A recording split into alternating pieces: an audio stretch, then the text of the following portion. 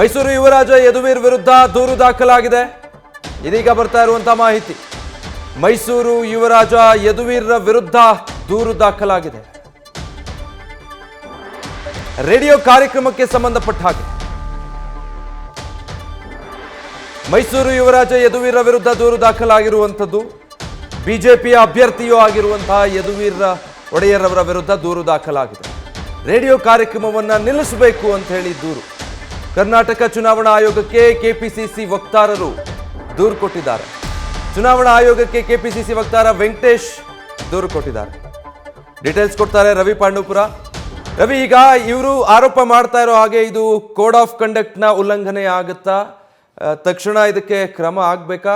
ಏನು ಆರೋಪ ಕೇಳಿ ಬರ್ತಾ ಇದೆ ಈ ಕಾರ್ಯಕ್ರಮಕ್ಕೆ ಸಂಬಂಧಪಟ್ಟ ಹಾಗೆ?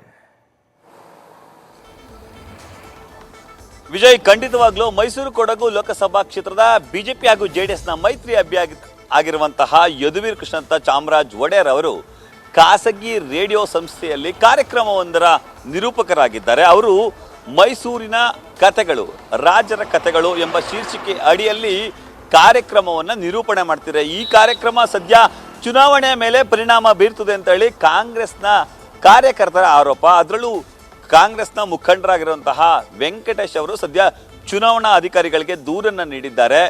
ಚುನಾವಣೆ ಇರುವ ಸಂದರ್ಭದಲ್ಲಿ ಅವರು ಈ ಕಾರ್ಯಕ್ರಮವನ್ನು ನಡೆಸ್ಕೊಟ್ರೆ ಅದು ಮತದಾರರ ಮೇಲೆ ಅತಿ ಹೆಚ್ಚು ಪರಿಣಾಮ ಬೀರುತ್ತೆ. ಆ ಕಾರಣಕ್ಕಾಗಿ ಸದ್ಯಕ್ಕೆ ಅದನ್ನು ಸ್ಟಾಪ್ ಮಾಡಬೇಕು. ಇದು ಚುನಾವಣಾ ನೀತಿ ನಿಯಮಗಳನ್ನು ಉಲ್ಲಂಘಿಸಿದಂತಾಗುತ್ತದೆ. ಆ ಕಾರಣಕ್ಕಾಗಿ ತತ್ಕ್ಷಣ ಅದನ್ನು ನಿಲ್ಲಿಸಿ ಅಂತ ಹೇಳಿ ಅವರು ದೂರು ಪತ್ರವನ್ನು ಸಲ್ಲಿಸುವ ಮೂಲಕ ಯದುವೀರ್ ಅವರು ಕಾರ್ಯಕ್ರಮವನ್ನು ಚುನಾವಣೆ ನಡೆಯುವವರೆಗೂ ಕೂಡ ಮಾಡಬಾರ್ದು ಅಂತೇಳಿ ತಾಕೀತನ್ನು ಓಡಿಸಿದ್ದಾರೆ.